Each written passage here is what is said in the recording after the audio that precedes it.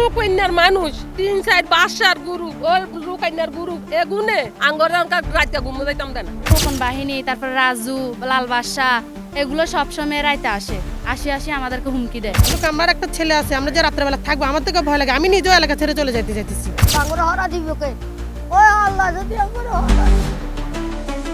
চট্টগ্রামের পাহাড়ঘেরা আলীনগর ও ছিন্নমূল এলাকা কিছুদিন আগেও যেখানে ছিল আতঙ্ক, ছিল আধিপত্যের খবর।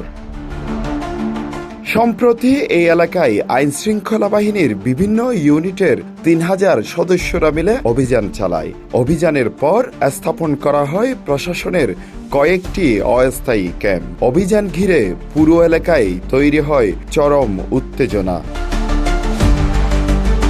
অভিযানের পর দফায় দফায় পরিদর্শনে যান চট্টগ্রাম জেলা প্রশাসক, বিভাগীয় কমিশনার, র্যাব অধিনায়ক, পুলিশ সুপার সহ প্রশাসনের বিভিন্ন দায়িত্বশীলরা। অভিযানের পর পরিস্থিতি নিয়ন্ত্রণে এসেছে বলেও জানানো হয় প্রশাসনের পক্ষ থেকে।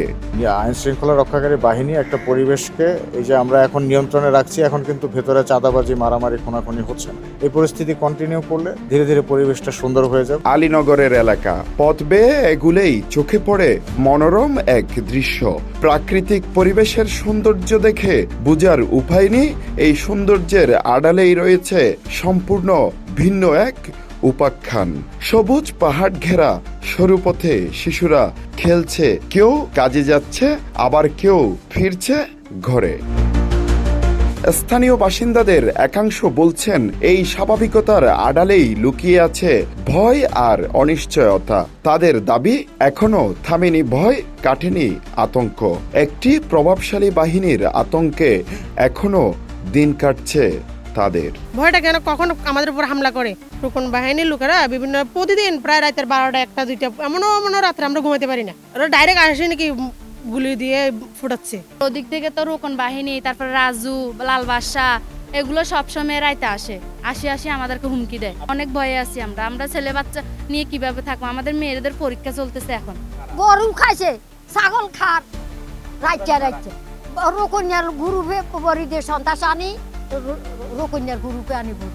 অন্যদিকে স্থানীয়রা দাবি করছেন নিরীহ মানুষও হয়রানির শিকার হয়েছেন নানাভাবে। ওরা নিজেরাই বলছে ক্যাম্পে থেকে আসছে। আমি এদিক দিয়ে বোরকা পিন্দি যাচ্ছি, আপনারা এখন গেছেন এদিক দিয়ে বোরকা পিন্দি, আমি কিভাবে দেখছেন? আমরা ক্যাম্প থেকে দেখছি, আমি স্কুলে গেছি মেয়ে নিয়ে পরীক্ষা দিতে।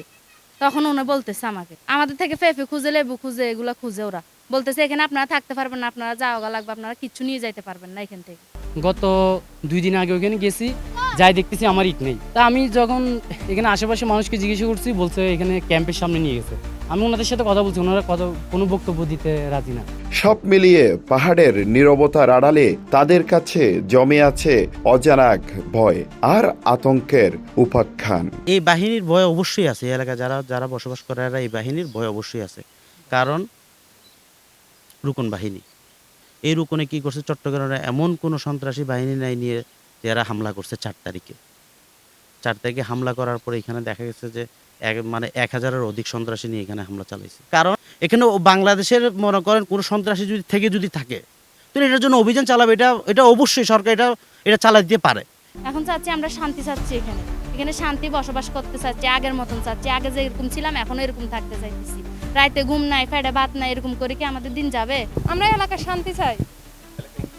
এলাকায় শান্তি নেই, এখন চুরি হইতেছে, ডাকাতি হইতেছে। প্রশাসন আগে আমাদের ওরকমের কোনো চাপ ছিল না, মানুষজন আইতো চলতো, দোকানেও বেচা কিনা চলো, কিন্তু এখন টোটালে মানুষ বাইরও হয় না, আর ওরকমের বেচা কিনাও নাই। অভিযান চালিয়ে এলাকায় ফিরেছে নিয়ন্ত্রণ, কিন্তু স্থানীয়দের অনেকেই বলছেন এই জনপদে এখনো কাটেনি আতঙ্ক।